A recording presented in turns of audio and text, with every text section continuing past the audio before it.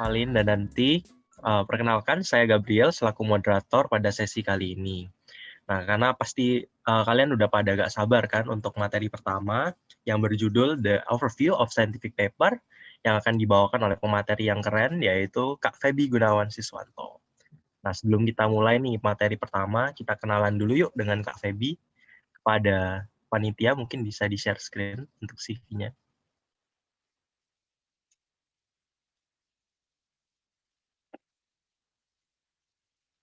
Oke, jadi beliau nama panjangnya adalah Feby Gunawan Siswanto, biasa dipanggil Kak Feby. Lahir di Sleman 4 Februari 2000. Kemudian saat ini beliau itu angkatan 2018 nih, mahasiswa kedokteran juga, sama seperti kita gitu kan. Terus Kak Feby ini sangat tertarik topiknya terutama di pediatri, anatomi, graphic design, kemudian sudah berpengalaman untuk mengadakan acara nasional dan juga leadership-nya juga sangat bagus ya, mengingat dia juga Secretary of Research AMSA Indonesia 2020-2021. Dan next. Oke. Nah, ini untuk pengalamannya. Jadi sebelum menjadi Secretary of Research, beliau juga research team Distrik 4 di tenure 2019-2020.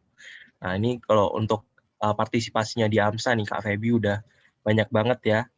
Kemudian untuk di acara nasional juga tentunya karena beliau SOR juga pasti sering mengadakan acara-acara nasional, contohnya Art Workshop, Art TBTI. Next. Oke. Nah, ini ya untuk segudang pengalamannya Kak Feby ini, terutama di bidang academic and research nih. Oke, next. Nah, ini untuk di internasional, beliau pernah menjadi panitia dan juga fasilitator nih di JAMSA Masterclass, Encouraging Research in Your Chapter, Bringing JAMSA Forward di tahun 2021. Next. Oke. Nah, ini juga untuk pengalamannya di berbagai training dan juga seminar, nih udah banyak banget. Pernah jadi speaker di AMSEP Session, AMSA Universitas 11 Maret, kemudian juga menjadi speaker yang membahas tentang research di berbagai seminar-seminar nih. Next. Oke, nah ini untuk pencapaiannya Kak Feby, ya terakhir dia menjadi third place di Science Project Awards Teknologi kategori by UNS 2016, kemudian juga finalis research paper dan poster di INA MSc University of Indonesia 2019. Dan masih banyak lagi. Nah, langsung aja ya kita sapa Kak Feby nih, karena prestasinya udah banyak banget ya, kalau dibahas satu-satu bakal lama. Selamat pagi Kak Feby. Selamat pagi Gabriel. Halo Gimana semuanya. kabarnya? Gimana Baik, kabarnya Kak baik. Feby? Kamu gimana, Gap? Oh, baik dong Kak, baik. Ketemu Oke. lagi kita di sini ya Kak. Nah, selanjutnya saya akan persilahkan ke Kak Feby untuk membawakan materinya. Kemudian untuk teman-teman yang ingin bertanya, selama jalannya materi bisa langsung ketik nih pertanyaannya di chat Zoom. Nanti akan dikumpulkan oleh panitia dan dijawab di akhir sesi materi, yaitu di sesi Q&A.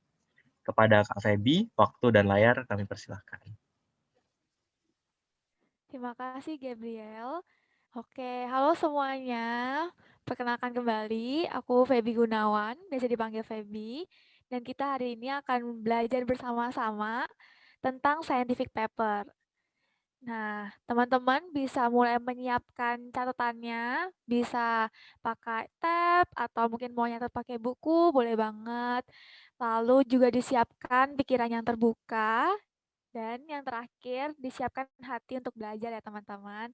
Karena hari ini kita akan belajar bersama-sama, oke? Apakah sudah tampak layarnya? Sudah Kak, sudah. Oke. Oke. Nah, seperti yang tadi diucapkan oleh Gabriel, bahwa hari ini kita akan belajar the overview of a scientific paper. Dan kita langsung mulai aja jam tunda konten ya teman-teman semuanya. Kita akan belajar 3 hal nih teman-teman. Yang pertama, kenapa kalian pengen membuat Skypap atau scientific paper? Yang kedua, apa itu scientific paper? Dan yang ketiga, gimana sih Kak cara memulainya? Oke, nah teman-teman sekarang bisa mulai mencatat nih teman-teman. Di list, kira-kira kalian itu pengen buat Skypap tuh untuk apa sih? Kalau dari aku nih, aku dulu buat Skypap itu adalah untuk yang pertama, untuk skripsi aku ya teman-teman, karena udah semester 6 nih, udah mau semester 7, udah mengurus tentang skripsi. Jadi aku membuat Skypap karena aku pengen belajar skripsi. Kemudian, selain skripsi, sebagai anak kedokteran, kita juga sering nih disuruh sama dosen buat tugas metopen. Kita disuruh buat artikel ilmiah sebagai pengganti ujian kadang gitu ya teman-teman. Nah ini yang di samping kanan nih teman-teman, ini adalah salah satu Skypap aku, studi deskriptif, sebagai pengganti ujian waktu itu pandemi soalnya. Nah itulah alasan kenapa aku belajar Skypap. Selain itu, aku juga belajar Skypap itu karena aku ikut kompetisi kedokteran. Kan sejak masuk kedokteran pasti udah tahu bahwa kompetisi di kedokteran tuh banyak banget dan kebanyakan tentang fotografi, videografi, Skypap, Skyposter gitu kan teman-teman. Nah, Skypap ini adalah salah satu cabang dari lomba di kedokteran yang banyak diminati teman-teman. Dan waktu itu aku juga membuat Skypap karena aku ikut kompetisi kedokteran.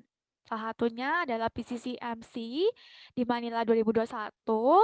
Kemudian dulu aku juga pernah ikut lomba di luar AMSA. Selain itu, aku juga pernah buat Skypap itu karena mau publikasi nih teman-teman. Ada di suatu perlombaan gitu teman-teman, di mana ketika kalian sudah berhasil sampai final atau bahkan menang, itu nanti kalian akan dijanjikan bahwa abstrak kalian akan dipublikasikan. Salah satunya AMSI, IMSC, kemudian ada juga beberapa lomba di luar AMSA yang dijanjikan seperti itu teman-teman. Dan itu sangat worth it ya teman-teman, karena bisa ditambahkan di CV kalian bahwa kalian pernah publikasi gitu. Oke, next lagi. Selain untuk itu, bisa juga nih untuk personal investment ke depannya. Kan kalian tahu nih, buat kedokteran ke depannya tuh banyak kan jalurnya. Ada yang mau pemerintahan, ada yang mau spesialis, ada yang master, atau ada yang PhD gitu. Nah, Skypep ini adalah salah satu yang bisa menjadi investasi kalian untuk mencapai mimpi-mimpi tersebut. Selain itu, teman-teman kalau pernah buat Skypep juga bisa tuh dimasukin ke CV kalian.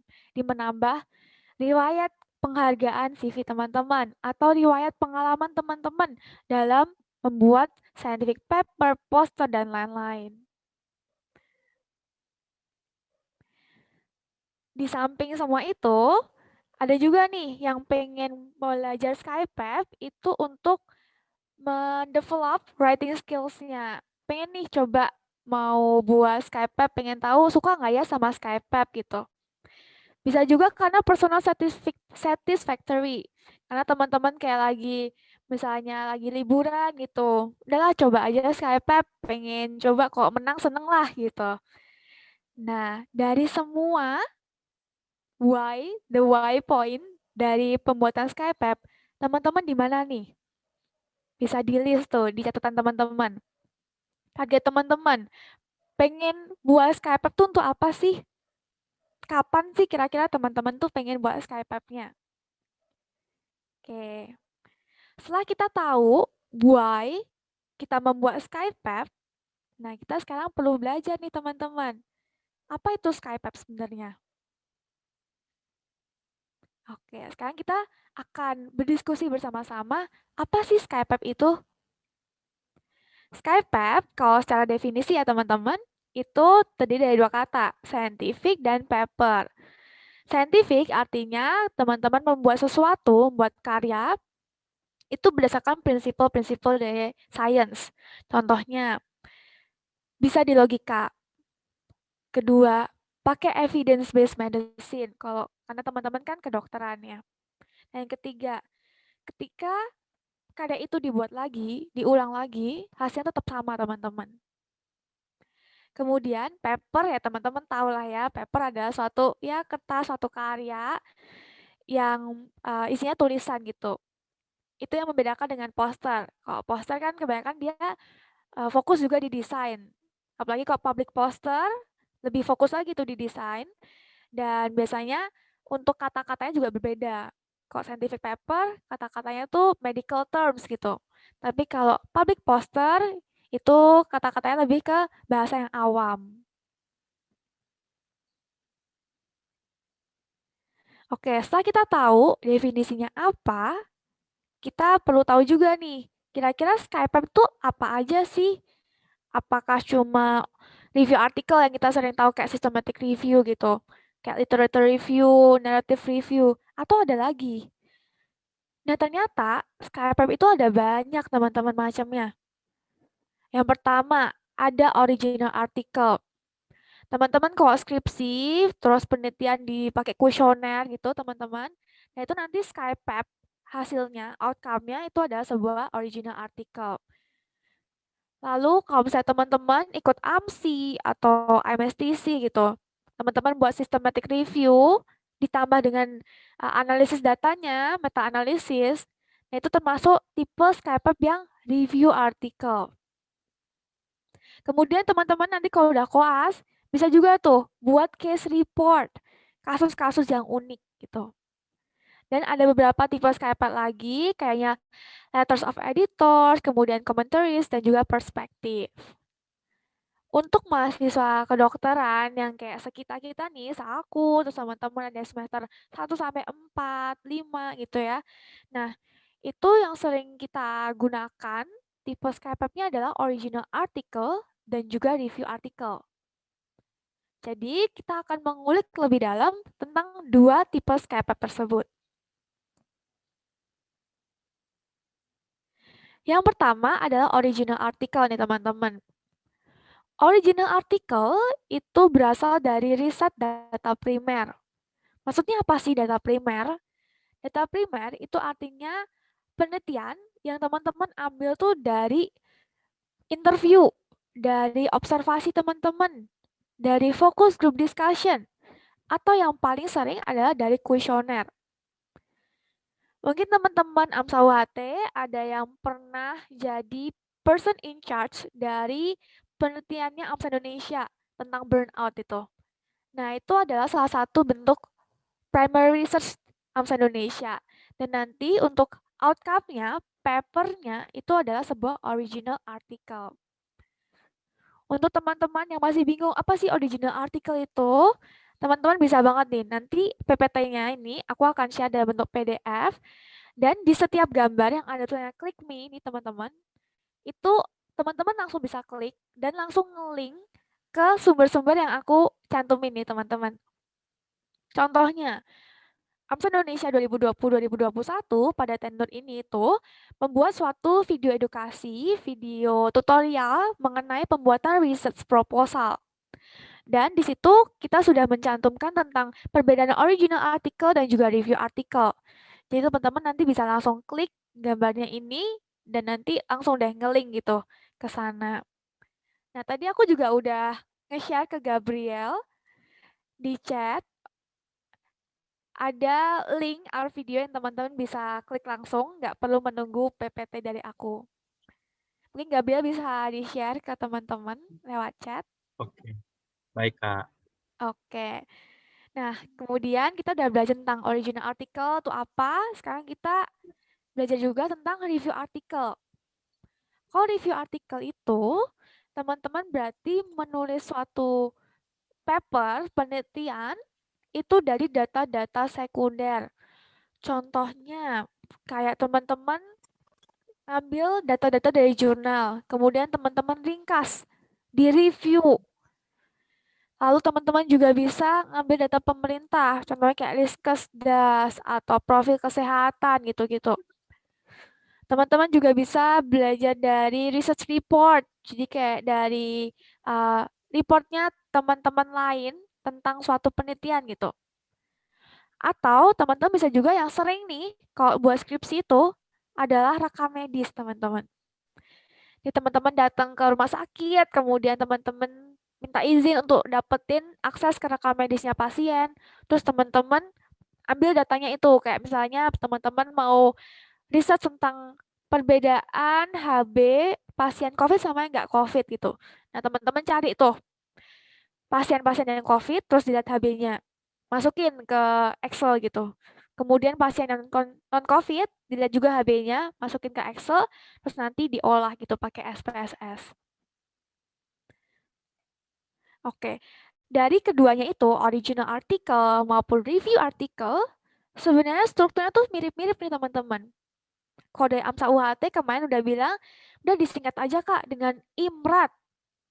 Introduction, Method, Result, dan Discussion. Serta hal-hal lain, contohnya kayak daftar pustakanya, kemudian acknowledgement-nya, lalu juga ada apakah ada funding-nya, sponsornya gitu. Nah, kita akan bahas satu-satu ya teman-teman tentang IMRAT ini. Oke, teman-teman bisa lagi nih menyiapkan catatan-catatannya. Mungkin ada hal-hal yang menurut teman-teman penting bisa banget dicatat. Nanti kalau ada yang bingung bisa tanyakan ya. Oke, start from the introduction. Introduction itu bisa menjawab pertanyaan apa dan kemudian gimana gitu. What and so what? Contohnya teman-teman, apa sih problemnya? Sekarang di masyarakat apa sih yang lagi booming? Urgensinya apa? Contoh misalnya, problemnya sekarang tentang COVID-19 gitu. Kemudian teman-teman cari lagi, apa yang udah diketahui atau apa yang udah para peneliti lakukan untuk menyelesaikan COVID-19. Kemudian teman-teman cari, oke, ternyata pemerintah udah ngakuin A, B, C, D. Tapi kok targetnya belum kesampaian ya? Ada gap kan berarti? Gap bukan Gabriel ya. Gap tuh maksudnya ada jarak gitu antara apa yang udah dilakukan sama pemerintah atau sama kita masyarakat dengan target kita. Nah, gap itu adalah menjadi urgensinya. Kenapa teman-teman tuh mau melakukan penelitian tentang COVID-19? Teman-teman udah tahu tuh, oh ada jaraknya. Harus ada sesuatu lah yang dilakukan untuk mencapai targetnya. So what? What will you do for that? Teman-teman jelasin tuh di introduction-nya. Oh, oke deh, karena ada jarak di antara apa yang dilakukan sama pemerintah sama targetnya, aku bakal ngakuin penelitian tentang EFGH untuk menjawab gap dari masalah tersebut. Nah, teman-teman, semua komponen tersebut diceritakan dalam bentuk story, dalam bentuk cerita yang ada alurnya di introduction. Dan kalau teman-teman deliver introduction, itu kita ada rumusnya. Dari general to specific perspective. Contohnya, teman-teman meningkatkan urgensinya ini, mau menulis tentang urgensi dari COVID-19, itu teman-teman bahas dulu dari aspek globalnya. Oh, ternyata secara global COVID-19 itu telah menyebabkan kematian sebesar berapa persen gitu. Kemudian teman-teman tarik lebih spesifik ke nasional, ke Indonesia. Kalau di Indonesia, tingkat morbiditasnya segini, berapa persen gitu. Dan terakhir, misalnya teman-teman mau melakukan penelitian yang bukan multi-center, tapi lebih ke lokal, kayak misalnya di Surabaya misalnya gitu ya. Ya teman-teman cari prevalensi data morbiditas, mortalitas di Surabaya untuk meningkatkan urgensi dari penelitian teman-teman. Dan di akhir dari paragraph introduction, itu teman-teman bisa kasih paragraf khusus atau kalimat khusus yang menjelaskan tujuan teman-teman melakukan penelitian. The objective of your research. Di beberapa penelitian, beberapa referensi, objektif ini dipisah dari introduction nih teman-teman. Jadi strukturnya jadi introduction, objective, method, result, and discussion. Nah, tapi karena kita mau menggunakan singkatan IMRAT, Jadi objektifnya nanti bisa dimasukin ke introduction. Tergantung nanti teman-teman ngikutin guideline yang mana ya. Misalnya kalau di guideline lomba emang objektifnya harus terpisah, ya teman-teman terpisah ya gitu. Oke, kemudian kita setelah mengetahui introduction-nya, kita belajar tentang M-nya, method-nya. Method dari suatu penelitian, dari suatu SkyPep, itu akan menjawab beberapa pertanyaan ini, teman-teman. Yang pertama, apa research design-nya? Apakah dia primary research atau secondary research? Bahkan kalau kalian get deeper lagi, primary research itu ada yang observasional, ada yang eksperimental. Secondary ada yang naratif, ada yang sistematik. Bedanya apa? Nanti kita bakal bahas nih di belakang. Kemudian, di method, teman-teman juga menjawab pertanyaan di mana dan kapan teman-teman melakukan penelitiannya. Contoh kayak skripsi aku. Aku ngelakuin skripsi aku di SMP X gitu. Kemudian waktunya dari bulan Februari sampai Juni 2021. Nah, itu teman-teman tulis nanti di bagian SkyPep-nya juga. Selain itu, method juga menjawab dari pertanyaan berapa banyak partisipan atau studi yang harusnya dilakukan. Misalnya, teman-teman tuh maksud dari pertanyaan ini adalah teman-teman menjelaskan tentang sampel size-nya. Berapa sih minimal sampel yang harus aku cari buat skripsi aku gitu. Atau berapa jumlah studi literatur yang harus aku masukin ke bagian systematic review aku gitu. Dan selain ngitung sampel size-nya, teman-teman juga harus menjelaskan nih gimana cara teman-teman milihnya. Contoh di SMP X aku, skripsi aku ya, ada 1.000 siswa-siswi ya. Tapi aku cuma butuh sampel size-nya adalah 100 orang. Nah, gimana tuh aku cara milihnya? Apakah random atau nggak random? How? How did I choose them gitu? Itu harus ditulis di bagian method. Buat apa sih teman-teman? Karena seperti tadi, salah satu prinsip dari science adalah ketika di reproduce, ketika diproduksi kembali, hasilnya harusnya tuh mirip-mirip gitu teman-teman. Kalau signifikan ya signifikan, kalau nggak signifikan ya nggak signifikan gitu. Nah, bagian method inilah yang akan membantu para peneliti lain dalam reproduce penelitian teman-teman. Jadi misalnya ada nanti peneliti beberapa tahun lagi gitu, pengen tahu, oh skripsi aku kenapa hasilnya nggak signifikan. Dia pengen mengulang lagi gitu. Nah, nanti dia akan melihat bagian method aku, melihat, oh gimana sih kemarin penelitian yang pertama ini, cara ngelakunya gimana, random or not gitu. Oke, poin yang keempat yang harus disampaikan di method adalah apa primary outcome-nya dan bagaimana teman-teman mengukurnya. Contoh, misalnya aku waktu itu mau meneliti hubungan antara status obesitas sama tingkat depresi. Berarti outcome-nya adalah signifikansi dari status obesitas siswa dengan tingkat depresinya. Tapi gimana aku ngukur signifikansinya? Pakai SPSS, pakai analisis data, teman-teman. Nanti kita akan pelajari lagi.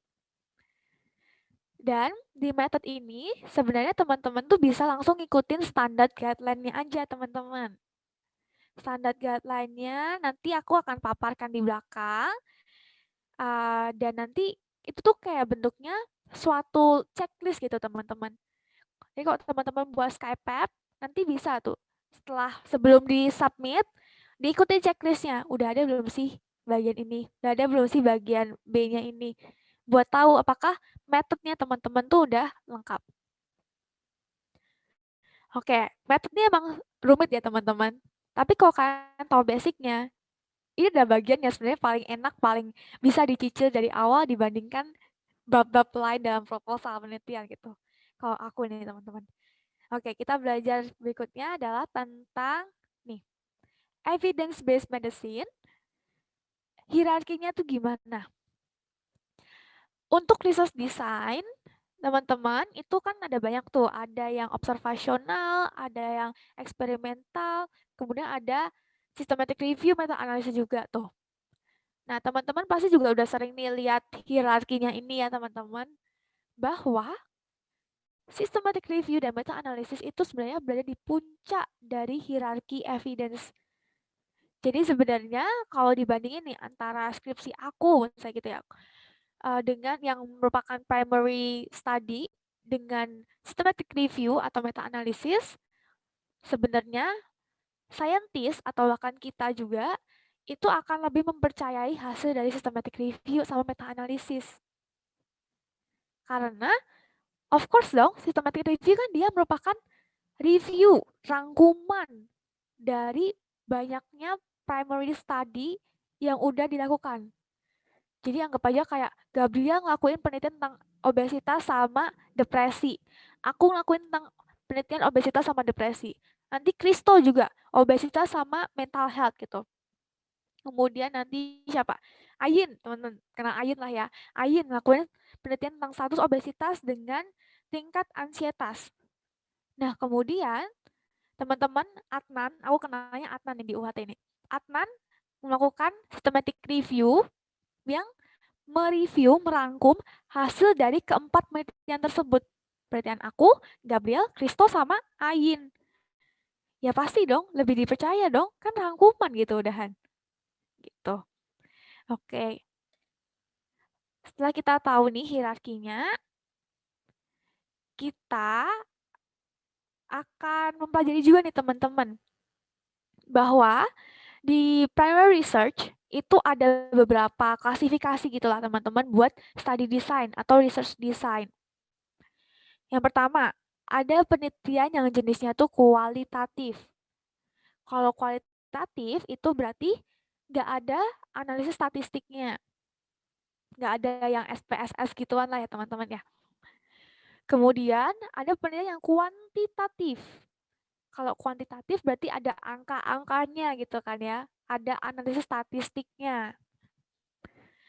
Tapi sebenarnya kuantitatif study itu juga dibagi jadi dua. Kalau pakai intervensi dia eksperimental, kalau nggak pakai intervensi dia itu observasional. Jadi kalau teman-teman ikut ini penelitian burnout-nya Amsa Indonesia, itu observasional. Karena kita nggak melakukan intervensi terhadap mahasiswa yang mengisi kuesionernya. Ya kan? Oke, next lagi. Dalam observational study pun, itu dibagi lagi nih teman-teman. Ada yang deskriptif, sama ada yang analitik. Kalau deskriptif, itu akan menjawab pertanyaan apa, siapa, kapan, dan di mana.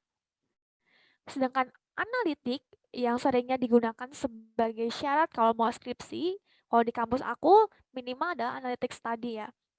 Itu akan menjawab kenapa jawabannya itu. Gimana caranya kok bisa jawabannya itu A gitu. Jadi kalau deskripsi cuma jelasin, oh jawabannya A, terus penelitian dilakukan di mana, dan pokoknya deskripsiin doang gitu ya teman-teman. Kalau analitik bisa menjawab why jawabannya A. Analytic study itu dibagi menjadi tiga nih teman-teman. Ada cross-sectional, case control, sama cohort.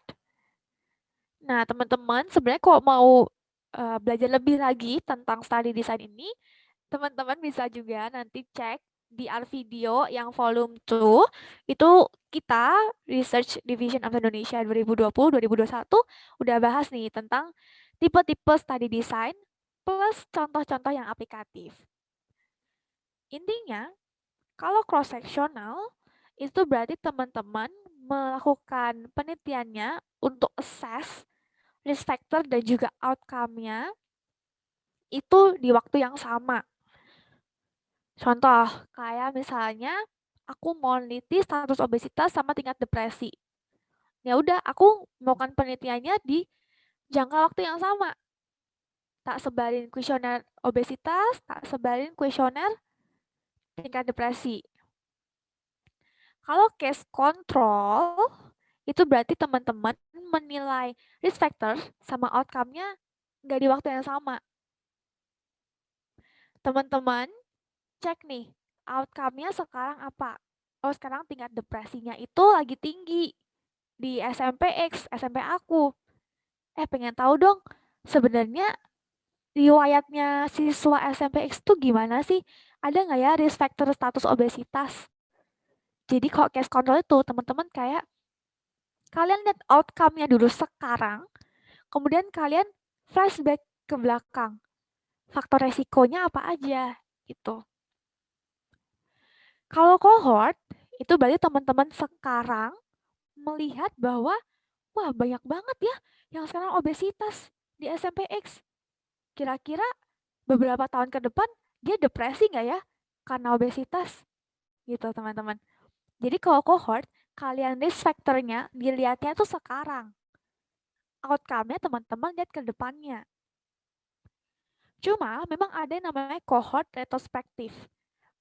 Berarti teman-teman lihat risk factor-nya sekarang, tapi teman-teman outcome-nya ke belakang. Itu jarang dilakukan sih teman-teman. Kalau cohort tuh seringnya yang prospektif ke depan. Oke, ini mungkin sedikit overwhelming ya teman-teman.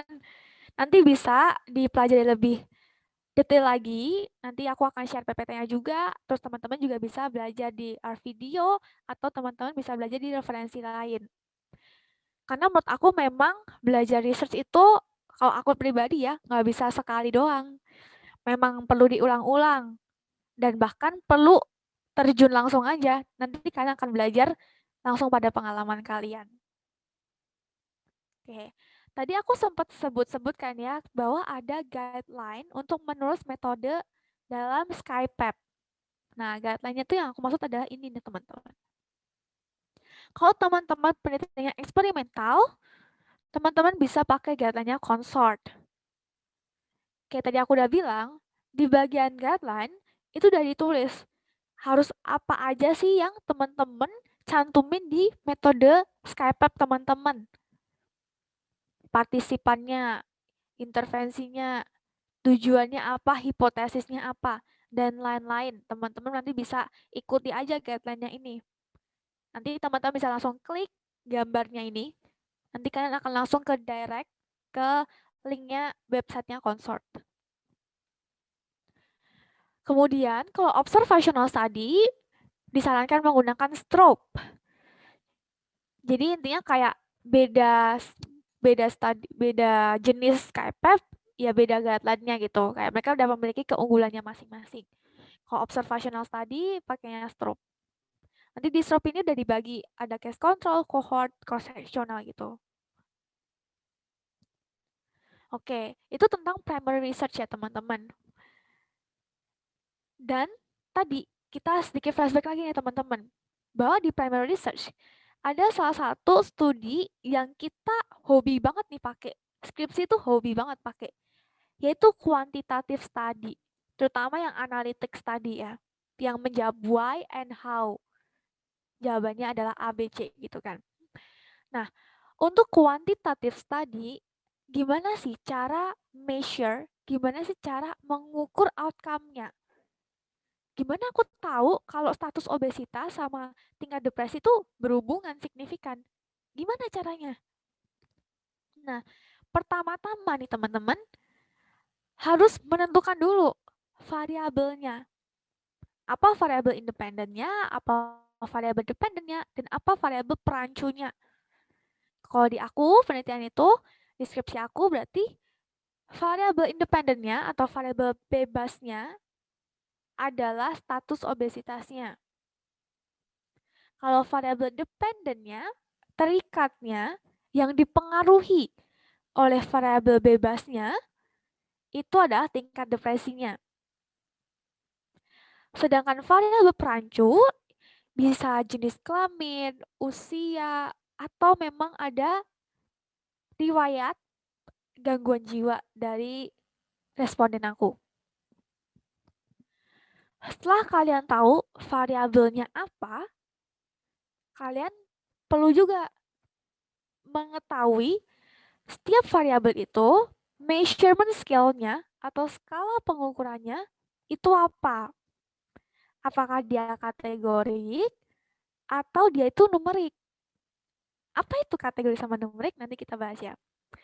Dan step yang ketiga adalah setelah kalian ketahui nih measurement scale-nya, kalian analisis dengan benar menggunakan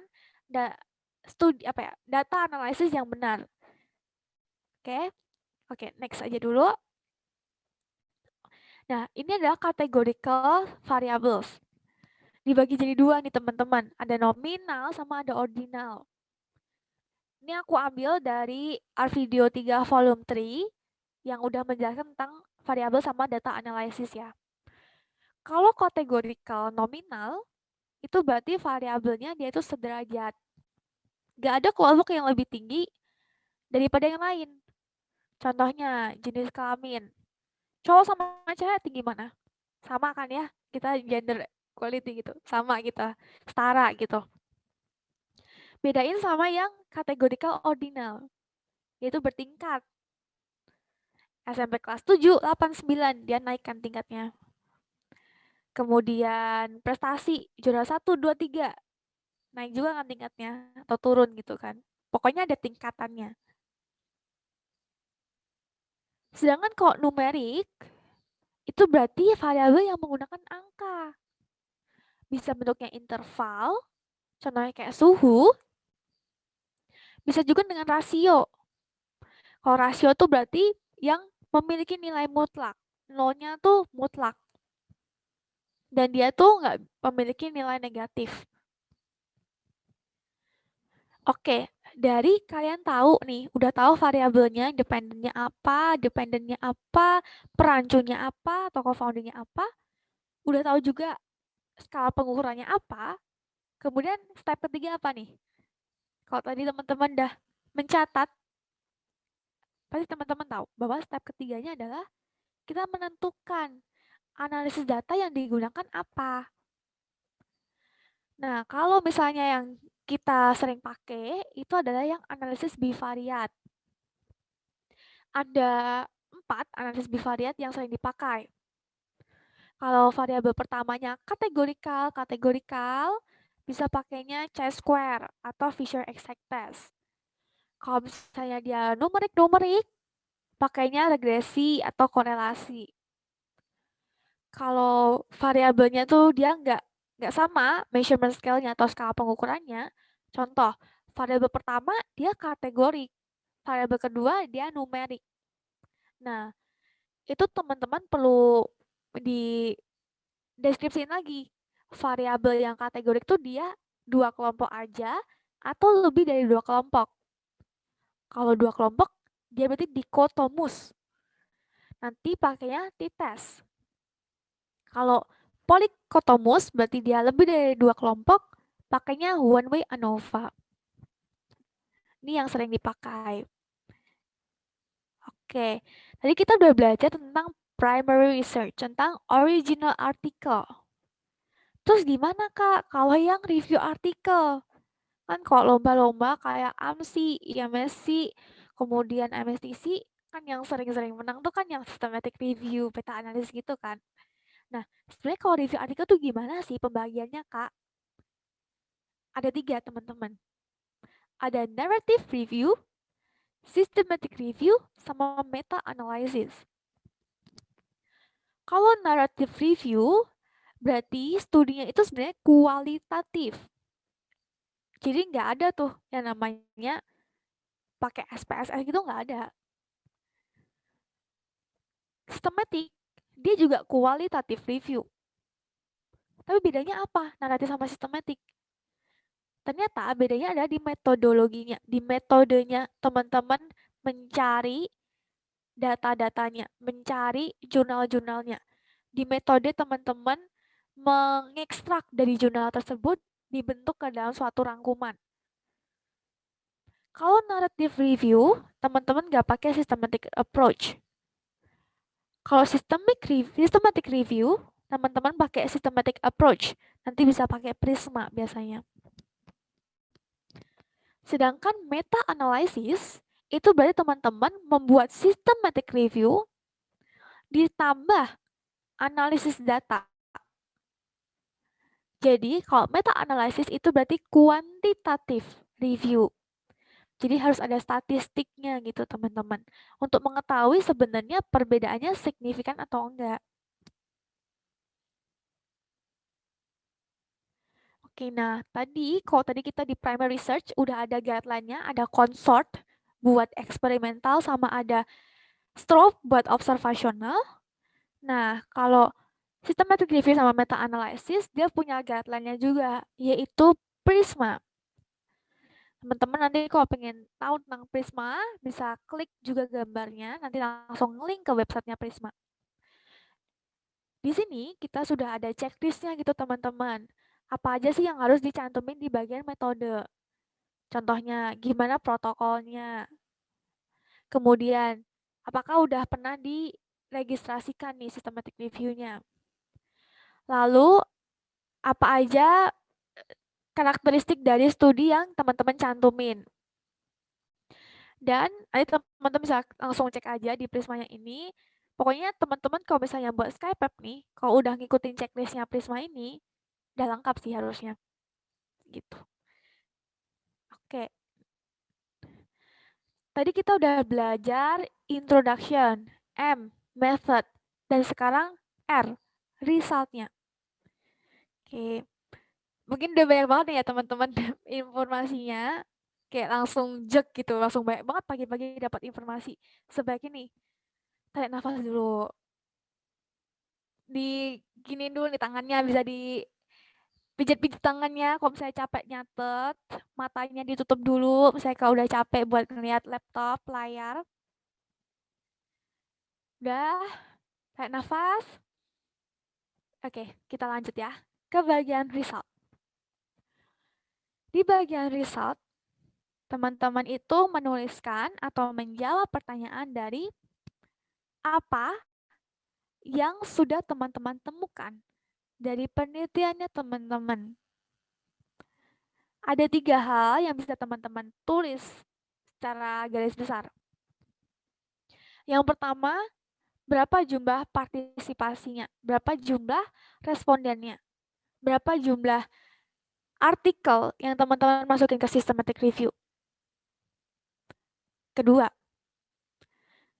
study karakteristiknya atau participant karakteristiknya dalam bentuk table. Jadi kayak misalnya teman-teman mendapatkan 20, 90 responden. Nah, itu dirinci lagi. Berapa yang laki-laki, berapa yang perempuan, berapa yang usianya di bawah 17 tahun, berapa yang di atas 17 tahun, misalnya gitu ya. Berapa yang misalnya teman-teman mau bagi lagi berdasarkan yang lulus sekolah, yang lulus ujian, misalnya gitu. Berapa persen yang lulus ujian, berapa persen yang nggak lulus ujian. Atau kalau di systematic review, berarti teman-teman paparkan nama artikelnya apa, pembuatnya siapa, metodenya apa, hasilnya gimana. Itu biasanya ada tabelnya gitu khusus udahan di systematic review. Dan yang ketiga, di bagian result ini penting banget ya teman-teman untuk menuliskan main findings-nya, signifikansinya. Kalau misalnya teman-teman pakai SPSS atau statistik, apa sih yang teman-teman temukan dari penelitian teman-teman? Jabarin semua tuh. Oh, ternyata status obesitasnya dari siswa tuh segini. Oh, ternyata tingkat depresinya segini. Dan ternyata ketika aku udah pakai SPSS, aku analisis, oh ternyata berhubungan. Oh, ternyata nggak berhubungan. Nah, itu ditulis. Cuma nih, lihat teman-teman yang bagian poin terakhir paling bawah. Jangan menulis komen apapun atau opini apapun di bagian result ini. Karena ini kalau yang komen, bagian opini teman-teman itu nanti bagian discussion. Result tuh benar-benar teman-teman itu menjabarkan hasilnya aja. Tulis apa adanya gitu ya teman-teman. Dan di bagian result ini, gambar, tabel itu berbicara lebih nyata daripada tulisan doang. Jadi teman-teman bisa pakai tabel atau grafik. yang sesuai sama measurement scale-nya teman-teman. Kalau teman-teman mau mendeskripsikan tentang variabel yang dia kategorik kayak juara 1, juara 2, terus kayak tentang laki-lakinya berapa, perempuannya berapa. Teman-teman itu bisa pakai bar chart atau pie chart atau tabel yang isinya prevalensi sama proporsi. Aku ada contohnya nih teman-teman. Jadi kemarin kita workshop 2 itu udah bahas tentang ini. Ini ada salah satu PPT dari workshop 2 bagian fokus group discussion-nya. Jadi kalau analisis data deskriptif atau yang pakai kategorikal, itu teman-teman bisa menggunakan tabel yang menuliskan frekuensinya,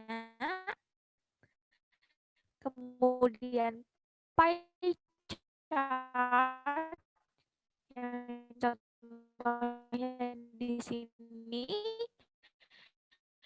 atau grafik batang. Kemudian di akun itu saya jelas, mungkin Gabriel. Oke, jelas ya Mas Ian ya. Oke, kita lanjut Betul, Kak. ke oke.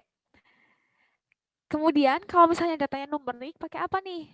Kalau numerik, kok bisa balik ya? Oke nih, kalau numerik, pakainya itu histogram, scatter plot, atau tabel yang isinya mean, standar deviasi gitu. Contohnya nih, nah kalau data numerik tuh kayak gini nih, jadi kalian paparin dalam bentuk tabel, standar deviasinya gimana, mean-nya gimana. Kemudian histogram, beda ya sama bar chart. Kalau bar chart itu, dia tuh ada jaraknya gitu loh. Kelihatan nggak ya? Ada jaraknya nih teman-teman. Nah, kalau histogram tuh dia emang mepet-mepet gitu. Nih, dia mepet-mepet gini.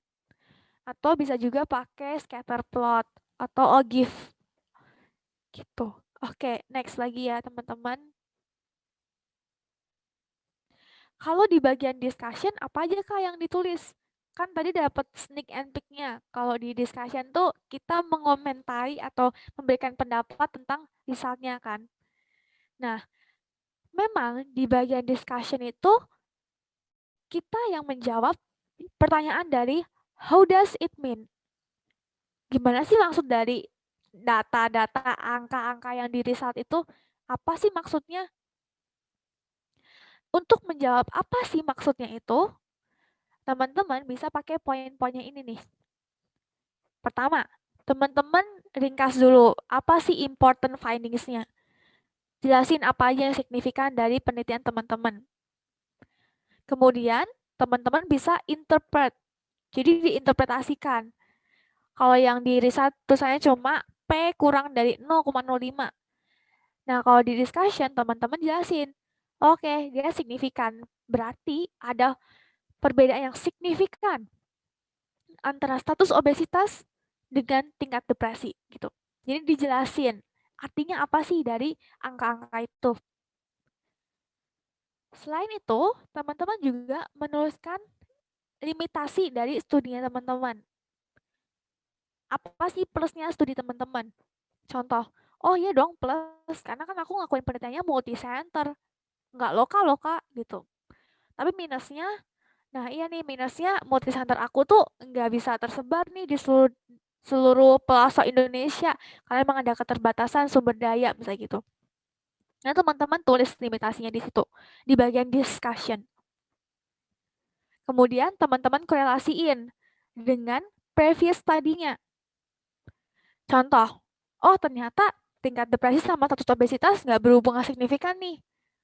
Teman-teman cari lagi di jurnal NCBI, PubMed gitu, di Cochrane misalnya gitu ya. Oh, ternyata memang dari dulu nggak signifikan nih. Berarti bener dong penelitian aku gitu. Kalau nggak misalnya emang beda, oh dulu signifikan kalau sekarang enggak ya. Nah itu teman-teman cari tahu, kenapa kok teman-teman bisa nggak signifikan padahal biasa-biasanya signifikan gitu. Kemudian, teman-teman juga bisa explain, jelasin mekanisme biologisnya teman-teman. Maksudnya itu jadi kayak misalnya, kok bisa ya status obesitas tuh berhubungan sama tingkat depresi?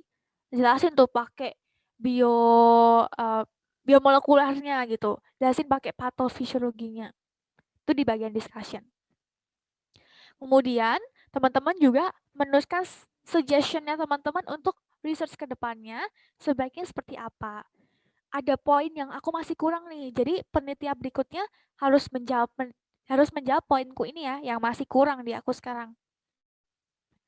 Dan yang terakhir, teman-teman juga jelasin penelitianku ini oke cuma penelitian. Tapi gimana sih impact ke depannya untuk masyarakat? Contoh, oh ternyata tingkat obesitas selama pandemi di SMPX tuh tinggi banget. Berarti implikasinya, oke, berarti memang diperlukan concern khusus nih oleh guru-guru SMPX untuk memberikan pelajaran tentang status gizi, tentang gimana cara mengelola pola makannya biar nggak obesitas gitu. Jadi kayak dijelaskan apa sih implikasi dari penelitian teman-teman gitu. Dan terakhir, jangan lupa pakai kesimpulan. Tulis kesimpulannya ya teman-teman untuk memperjelas lagi dari sekian puluh halaman discussion teman-teman, apa sih take home message yang para peneliti, yang orang-orang kalau misalnya males baca discussion teman-teman tuh langsung kayak cek, oke deh, ini tahu, ini paper bagus nih. Tahu nih paper ini worth banget nih untuk dibaca full text-nya gitu. Oke, nah tadi kalau di method juga ada checklistnya, di research sama discussion itu juga ada checklistnya nih. Kalau randomized control trial bisa pakai consort, kemudian kalau observational study pakai Stroop, kemudian kalau systematic review meta analysis pakai Prisma. Oke, tadi kita udah belajar tentang SkyPep. Dari setiap strukturnya, kemudian gimana cara nulis, ngisi bagian tiap struknya. Dan sekarang, aku pengen tanya nih, terus bedanya SkyPep sama tesis atau sama skripsi kita apa, Kak? Kan salah satu tujuan kita kalau mau belajar SkyPep kan buat tesis ya, buat skripsi. Karena kita masa kedokteran pasti kalau mau lulus harus ada skripsi gitu ya. Nah, memang struktur dari tesis itu sedikit berbeda lah dari SkyPep. Teman-teman nanti bisa klik nih. Research Division of Indonesia pernah menciptakan articles yang sudah menjelaskan step by step how to write research proposal. Dan teman-teman bisa klik di sini. Tapi aku sedikit rangkumin lah, dikit lah ya teman-teman. Kita rangkum sedikit. Bahwa di research proposal itu ada 3 bagian yang teman-teman harus isi. Ada introduction, literature review, dan methodology. Oke, sebelum aku lanjut lebih dalam lagi, Gap punya waktu berapa nih tersisanya? Mungkin kurang lebih sisa 15 menit, Kak, di extend 5 menit. Oke, thank you, Gaby. Ada 3 chapter utama, 3 bab utama dalam research proposal. Pendahuluan, tinjauan pustaka, sama metode penelitian. Nah, teman-teman nanti juga bisa klik nih dari our video yang volume pertama, udah dijelasin juga. Tapi kita akan sedikit jelasin nih di bagian di LAT ini. Introduction itu terdiri dari background, research question, objective, dan juga benefit. Kalau background, sama lah ya kayak yang SkyPep tadi. Ada beberapa poin yang harus teman-teman tulis di bagian research proposal ini sama gitu dengan SkyPep. Kedua, teman-teman juga perlu menulis rumusan masalah atau research question-nya itu apa. Menggunakan kalimat tanya ya teman-teman kalau ini. Kemudian, yang ketiga teman-teman nulis tuh tujuan dari proposal teman-teman apa. Secara umum apa, secara spesifik apa. Dan benefitnya atau manfaatnya teman-teman bisa bagi jadi teoritis dengan aplikatif. Nanti kalau misalnya masih bingung bagian ini boleh banget tanya di Q&A ya. Untuk research question, teman-teman juga pastinya udah sering mendengar tuh namanya PICO atau yang sekarang ditambah dengan T, time. PICO itu singkatan dari Population, Intervention, Comparison, Outcome, and Time. Population itu berarti contohnya kayak aku mau meneliti status obesitas sama tingkat depresi lagi ya, karena itu skripsi aku gitu. Populasinya adalah anak-anak SMP. Intervensinya apa? Oh oke deh, karena aku kan ini studinya observasional, nggak pakai intervensi kan. Jadi banyak intervensi bisa dicoret gitu, nggak usah diisi. Comparisonnya apa? Comparisonnya itu aku bandingin nih antara orang yang siswa-siswi yang obesitas sama yang obesitas. Outcome-nya apa? Tingkat depresinya dong. Apakah yang obesitas itu emang tingkat depresinya lebih tinggi daripada yang nggak obesitas gitu? Time-nya kapan? Oke deh, aku tentuin kalau ini merupakan cross-sectional study, waktunya cuma 1 bulan. Jadi, research question dari PICOT ini, teman-teman udah bisa mulai merancang. Kira-kira penelitian teman-teman tuh kayak gimana gitu. Jadi misalnya teman-teman sekarang lagi megang kertas atau tab gitu ya, teman-teman bisa nulis tuh PICOT. Terus teman-teman mulai isi. Oke deh, aku mau nulis tentang ini diisi gitu ya teman-teman. Sebagai first step banget nih teman-teman kalau mau melakukan penelitian. Oke, kemudian kalau di bagian literature review, teman-teman akan menulis semua tinjauan pustaka teman-teman dan nanti akan dirangkum dalam bentuk bagan. Nanti untuk detailnya teman-teman bisa lihat video ini karena udah dijelasin pakai voice over dan juga ada subtitlenya. Teman-teman bisa belajar lagi. Dan di bagian literature review juga ada hipotesisnya. Hipotesis itu nanti bakal dibagi jadi hipotesis 0, yang berarti nggak ada korelasi, atau hipotesis alternatif, yang berarti ada korelasi. Gitu. Next, di bagian metodologi, nanti teman-teman bisa langsung isi aja nih. Ada 8 bagian yang teman-teman perlu isi, dan cara ngisinya sebenarnya kurang lebih sama Skypep. Karena kan tadi di metodologi udah dibahas tadi design, time and place, sample size, how to do the sampling, variabelnya, gimana analisis data, primary outcome-nya. Jadi kurang lebih kalau metodologi mirip sih sama Skypep. Oke, kita udah selesai nih ternyata teman-teman dalam membahas tentang apa itu Skypep. Dari yang big picture sampai detail-detailnya kita udah selesai. Udah dapet nih berarti. Wah, oke.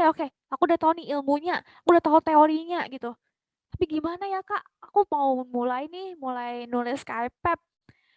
Masih pertama kali nih aku nulis Skypep. Kalau enggak, aduh kayaknya yang kemarin aku salah deh nulis Skypep-nya.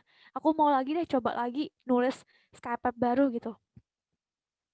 Nah, buat tulis Skypep, buat memulai karya pertama atau karya kedua teman-teman gitu ya. Secretary of Research pendahulu aku itu pernah memberikan senior tips gitu ya di video 2 bahwa terdapat 3 essential things yang teman-teman harus at least punya gitu dalam menulis sebuah Skypep. Yang pertama, motivasi. Tanyakan diri kalian lagi, kenapa kalian mau nulis Skypep? Teman-teman, tadi kan aku udah bilang, tulis di kertas, apa aja motivasi teman-teman, kenapa teman-teman tuh mau nulis Skypep. Nah, itu bisa menjadi titik awal teman-teman untuk menulis Skypep. Kejar target teman-teman itu. Aku mau bisa skripsi lancar, nggak bingung-bingung waktu skripsi. Aku mau latihan skripsi dari awal, dari semester 1, semester 2 nih. Kejar tuh target. Itu motivasi kalian. Itu adalah why point kalian dari Simon Sinek. Itu adalah hal yang membuat teman-teman akan bisa maju terus. Kemudian, ide teman-teman apa?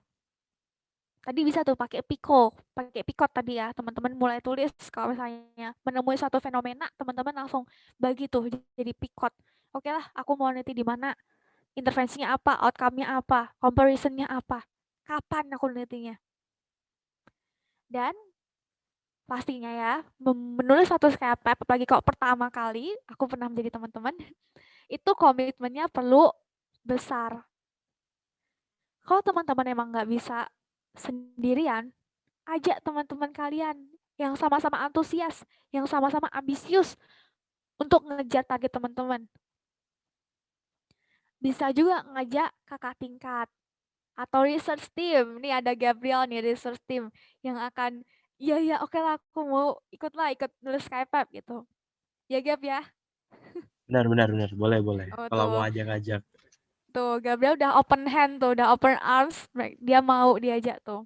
Iya dong, bagi-bagi ilmu gitu kan, Kak. Yes, mantap. Jadi ada 3 essential things ini ya teman-teman yang perlu teman-teman tuh miliki kalau mau nulis Skype. Untuk ide, oke next dulu. Nah untuk ide ini teman-teman bisa baca senior tips dari Kak Joey Abraham yang merupakan pemenang NRPC pada beberapa tahun lalu, 3 tahun yang lalu ya. Dia udah nulis tuh, gimana sih cara dapet ide tuh, gimana sih aku bisa sampai akhirnya menang tuh NRPC. Nanti teman-teman bisa klik academic book di bagian chapter agak terakhir itu dia udah menuliskan. Bisa menjadi inspirasi lah ya teman-teman.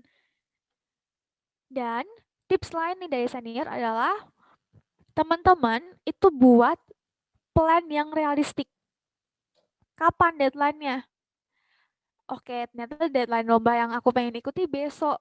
Tapi sekarang aku nggak punya apa-apa. Aku belum nulis apa-apa. Nah, itu kembali lagi ke teman-teman. Realistik nggak kalau teman-teman mau kejar? Kalau buat teman-teman yang udah sering nulis KPP, masih mungkin lah ya, kayak dia edit dikit masih bisa gitu kali ya. Dia begadang gitu. Tapi kalau emang teman-teman baru pertama kali, menurut aku nggak bisa lah ya kalau misalnya ngejar 1 hari buat besok, padahal sekarang belum punya apa-apa gitu. Belum punya idenya bahkan, belum punya timnya. Jadi teman-teman buat plan yang realistik. Targetin lomba-lomba yang kurang lebih sebulan ahead gitu. 1 month ahead dari sekarang teman-teman memiliki ide. Lalu timeline teman-teman. Kapan aku harus selesai kapan aku harus selesai bagian introduction, kapan aku harus selesai bagian method, result, discussion. Timeline-nya yang spesifik. Dan stick with it. Disiplin dengan timeline itu. Dan kalau Kananda atau SOA 1920 bilang, baca-baca lalu tulis-tulis.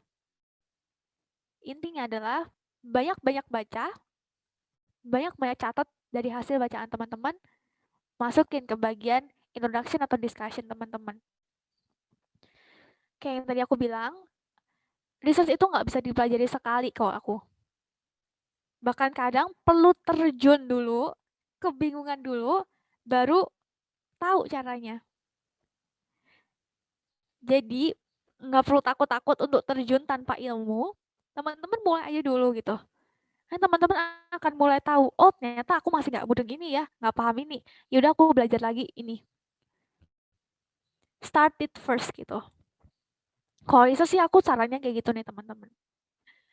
Lalu harus mulai dari mana nih Kak kalau aku mau mulai sekarang? Yang pertama, teman-teman bisa start dulu dari research question-nya. Dari yang PICO tadi ya teman-teman. Lalu, teman-teman juga dari research question itu bisa menentukan apa sih objektifnya, apa sih tujuannya. Setelah itu teman-teman cari lagi atau lengkapi bagian metodologinya dulu.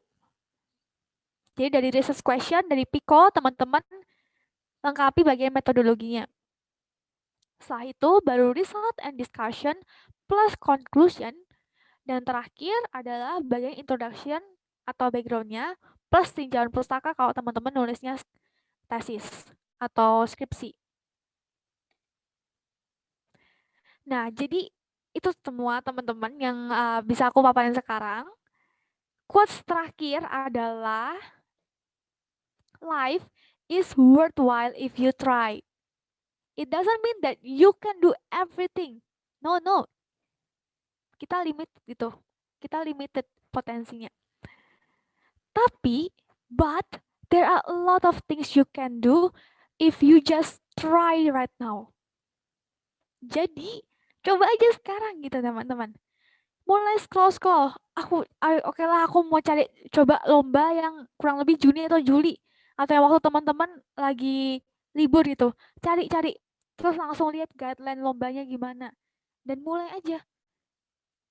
Pertama tuh nggak harus menang kok teman-teman, pengalamannya itu loh, pembelajarannya itu loh yang teman-teman cari, yang bisa menjadi next step-nya teman-teman untuk menargetkan menang. Menang tuh bonus kok teman-teman, tapi proses belajarnya itu yang akan sangat berharga. Dan teman-teman ini bisa juga nanti lihat workshop pertama yang kemarin tuh kita udah bahas tentang research proposal di Docquity. Kalau teman-teman belum subscribe Docquity-nya Amsa Indonesia, nanti bisa, kan aku bakal bagi PDF-nya ya teman-teman, bisa ikuti ini alurnya. Karena di situ udah banyak banget nih video-video tentang research proposal. Ada 3 sesi bahkan dari workshop pertama. Sekian dari aku, teman-teman. Kalau misalnya ada pertanyaan, semisal nanti Q&A session-nya nggak cukup, kalian pengen tanya-tanya, bisa pertama lewat line aku aja, feby_gs, atau teman-teman juga bisa tanya DM ke aku, atau kalau mau formal, nggak rekomendasi formal, Feby Gunawan S, student UNS ID. Dan terakhir teman-teman sebelum masuk ke Q&A session, bisa banget teman-teman itu kasih aku feedback gimana materi yang udah aku berikan, kemudian gimana cara aku mendeliver materinya, apakah menurut teman-teman udah oke, lewat menti.com dengan kode 82912272 atau yang nanti akan gap share juga. Nah, sekian dari aku. Terima kasih banyak teman-teman. Semoga sangat membantu teman-teman. Kalau misalnya ada yang belum jelas, bisa banget ditanyakan di Q&A session. Lebih kembalikan pada Gabriel. Thank you. Oke, keren banget gak sih materinya tadi, udah lengkap banget tuh. Mulai dibahas sampai dari kulit-kulitnya sampai dalam-dalamnya. Udah ada quotes-nya juga keren banget gak sih Kak Feby tadi. Nah, terima kasih buat Kak Feby yang udah nyampein materi selama 1 jam tadi. Sekarang nih waktunya sesi Q&A. Nah, panitia tadi udah ngerekap nih Kak pertanyaan-pertanyaan dari teman-teman gitu. Boleh sekarang ditampilkan untuk slide-nya. Oke, langsung ke pertanyaannya. Nah, ini ada dari Bima Priambodo. Terima kasih Kak atas materinya. Izin bertanya Kak Feby tentang rekam medis tadi. Mungkin bisa nih Kak dijelasin lebih lanjut tuh gimana cara tentang mendapatkan data rekam medis untuk keperluan penelitian. Nah, ini mungkin kayak pengalamannya Kak Feby gimana nih pas pakai buat penelitian gitu mungkin. Terus dapetinnya gimana juga Kak caranya gitu. Oke, boleh dijawab Kak? Oke. Sebelumnya thank you banget ya Bima, udah merhatiin, udah antusias. Apakah udah terdengar suara Feby? Terdengar Kak. Koneksi aku unstable ya?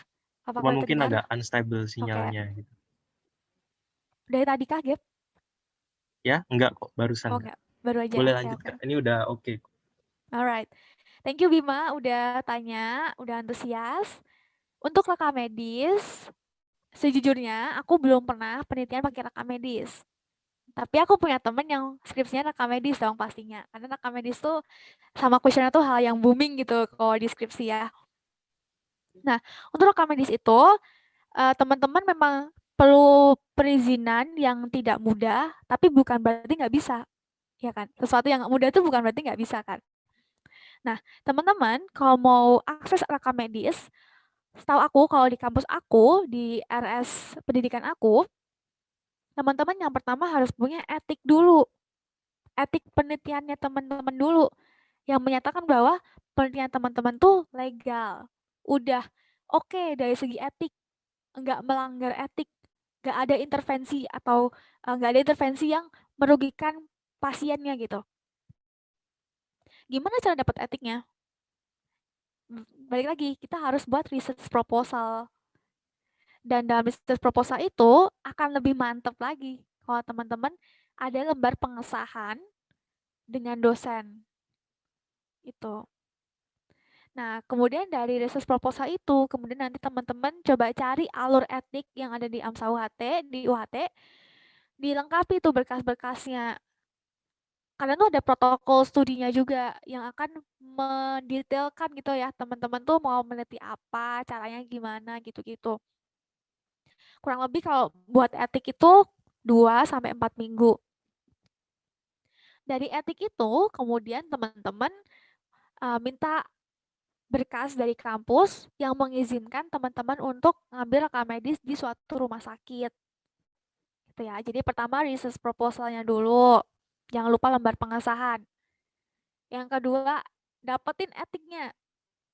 Dapat etiknya, teman-teman minta perizinan dari kampus ke rumah sakit atau ke puskesmasnya. Lalu menuju ke sana, mengikuti alurnya rumah sakit atau puskesmasnya. Gitu. Dan setiap puskesmas sama rumah sakit itu beda-beda sih alurnya teman-teman. Jadi teman-teman bisa tanya kakak tingkat teman-teman yang pernah meneliti rekam medis di suatu rumah sakit tersebut. Gitu. Oke, jadi kalau secara sekilas kayak gitu teman-teman. Apakah menjawab nih Bima? Mungkin boleh banget bilang ke Gap kayak, oke Kak gitu. Nah, mungkin Bima gimana nih, udah cukup memuaskan belum jawabannya? Ya Kak, sudah ada pandangan gitu, udah ada gambaran. Makasih Kak, terima kasih atas materi. Oke. Terima kasih Bima atas pertanyaannya. Mungkin bisa lanjut ya Kak ya untuk ke pertanyaan selanjutnya. Boleh.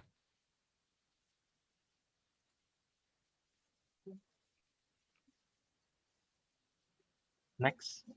Oh ini, dari Steffi nih Kak. Selamat pagi, izin bertanya, berapa lama waktu yang biasanya Kakak perlukan nih buat scientific paper gitu, Oke. dari pengalaman Kakak? Oke, thank you Steffi buat pertanyaannya. Pasti kamu ini ya scroll-scroll kayak pengen cari tahu lomba terdekat dan kira-kira bisa nggak gitu ya. Kalau buat waktu itu sebenarnya itu beda-beda tiap orang.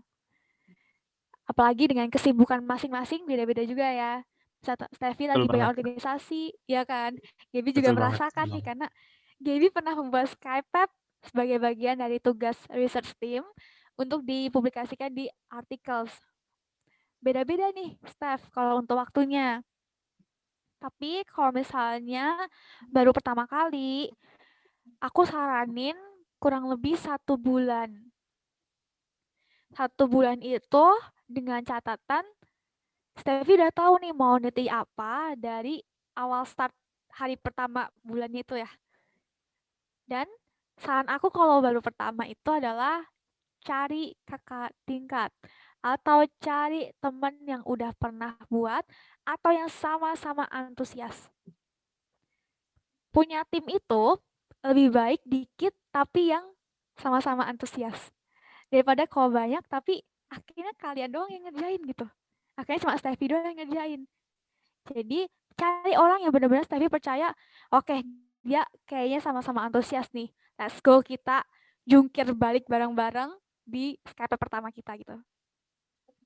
Jadi kalau dari aku berapa lamanya kurang lebih 1 bulan kalau dari aku. Nah itu, Steffi apa udah cukup menjawab untuk pertanyaannya? Sudah Kak, terima kasih Kak. Oke. Jadi cari teman yang sama-sama semangat ya Kak ya, buat jadi partner in crime gitu ya. Betul. Sama-sama begadang gitu kan, bikinnya gitu. Iya betul. Mau kerja keras gitu intinya. Oke. Kita lanjut ke pertanyaan selanjutnya ya Kak. Oke.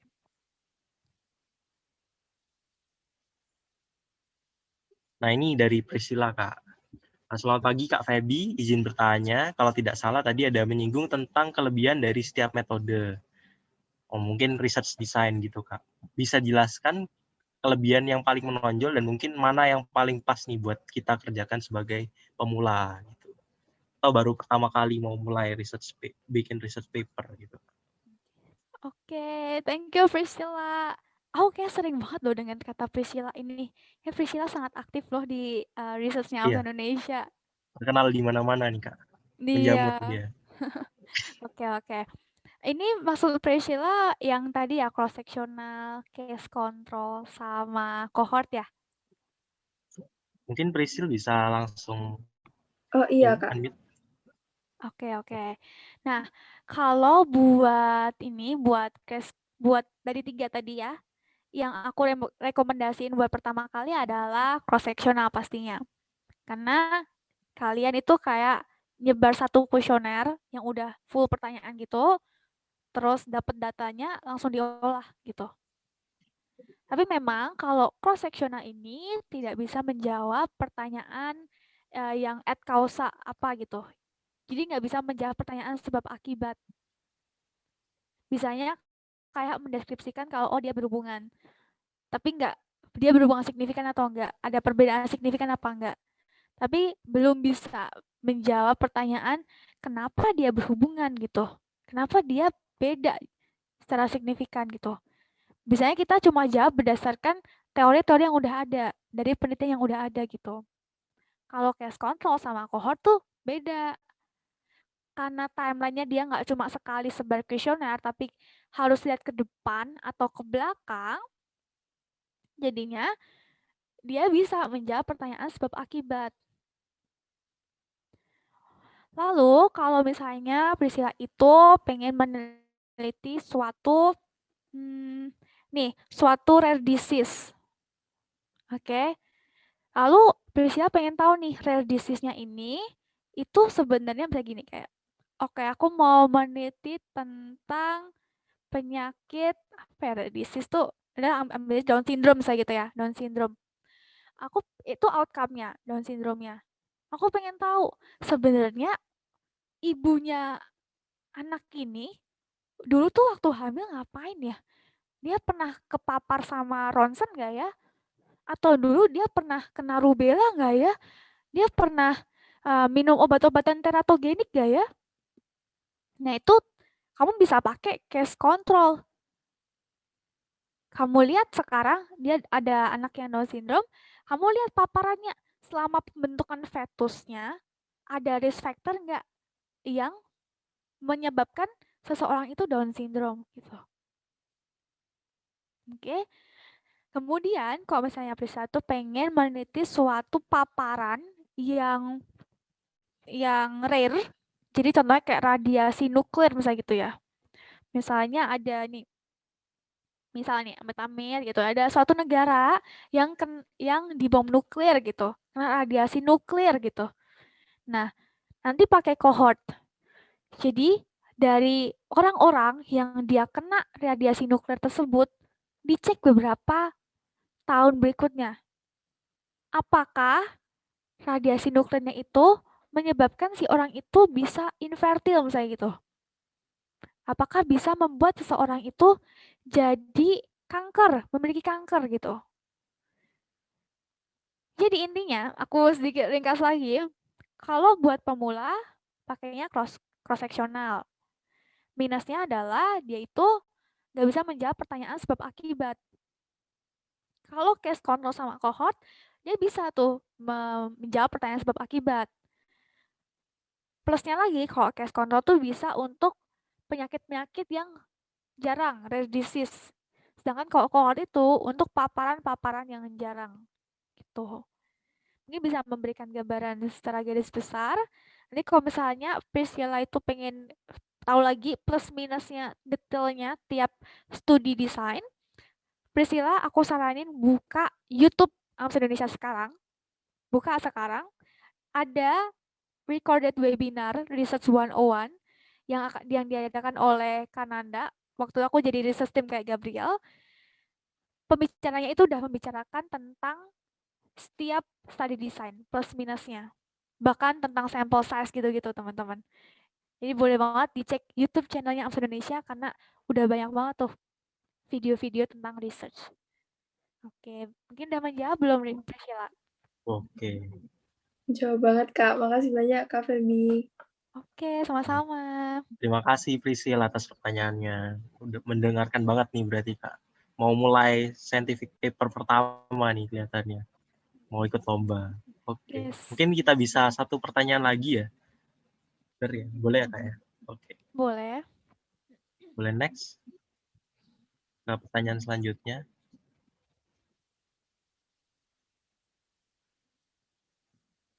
Oh ini ada dari Anonymous Kak. Malu-malu mungkin. Bagaimana cara mencari inovasi padahal data yang didapat tuh sudah paten tuh, atau udah pernah ditemukan oleh orang lain sebelumnya gitu mungkin Kak. Idenya ini mungkin Kak, ide penelitian yang dimaksud mungkin. Oke, ide penelitian ya. Nah, semisal udah ada teori yang paten gitu ya teman-teman, tapi teman-teman tuh pengen kayak break that rules gitu ya. Iya, jadi kayak udah ada teori yang paten bahwa, Mungkin seperti itu Kak. nah, iya sih. Nah, itu kembali lagi nih, kenapa teman-teman mau break the rules gitu? Emang selama ini teori itu apakah emang tidak teman-teman setujui atau bagaimana? Kedua, kalau emang teman-teman emang pengen mencari inovasi atau break the rules dari suatu teori yang udah paten, teman-teman baca, aku saranin kalau emang mau baca deeper tuh pertama meta-analisa atau systematic review.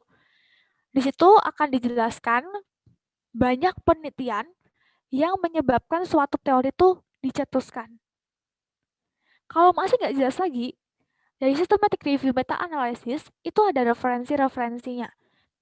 Ada studi-studi yang dilakukan oleh peneliti. Teman-teman bisa baca satu-satu studinya. Kan kalau systematic review bisa sampai ada yang puluhan, ada yang satuan gitu. Teman-teman baca tuh. Baca mekanismenya. Gimana penelitiannya itu bisa terjadi. Teman-teman juga baca biological mekanismenya dari suatu teori.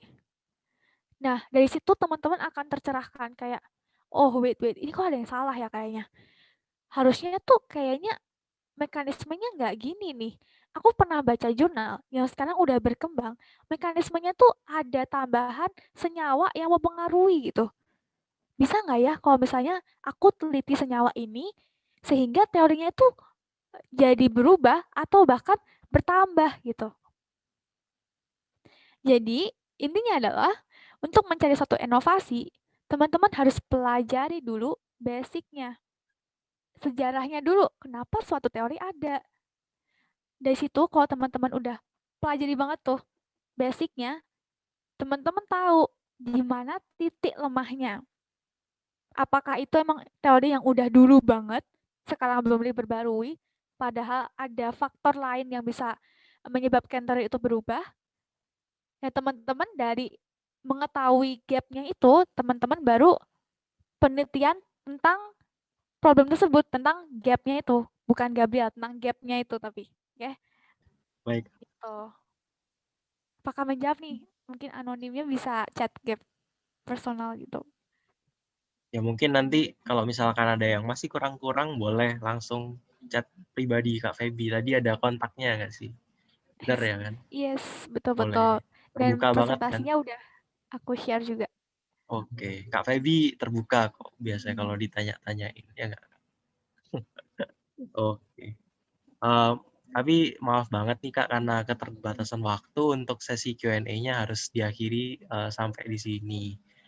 Nah, sebelum kita mengakhiri sesi pertama kali ini, mungkin akan ada pemberian sertifikat sebagai bentuk apresiasi dari kami panitia LAT AMSA UHT 2021.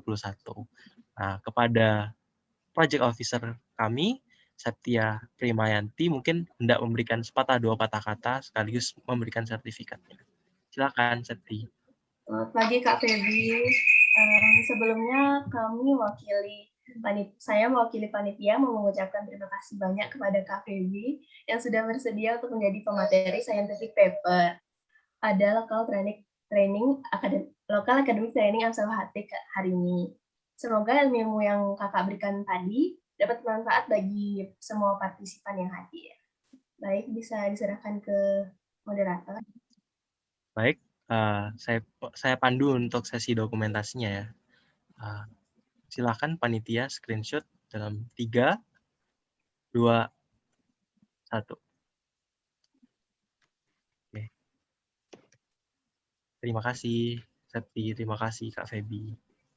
Oke, terima kasih juga Septia udah ngundang. Terima kasih Kak.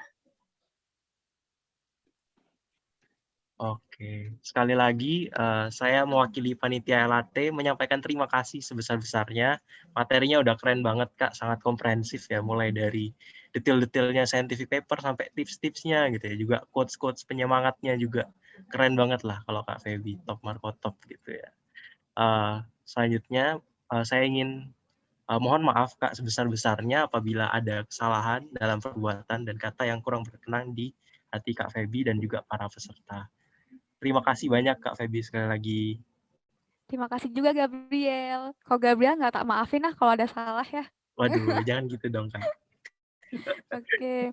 Thank you Iya. Gabriel. Thank you semuanya. Thank you Amsa Buhate dan juga seluruh peserta dari Non Amsa Buhate. Terima kasih Kak Feby. Oke. Berhubung kita sudah sampai di penghujung sesi pertama, saya Gabriel sebagai moderator pada sesi kali ini pamit mohon undur diri. Sekali lagi mohon maaf bila ada kesalahan dan kata yang kurang berkenan di hati peserta dan juga para undangan sekalian.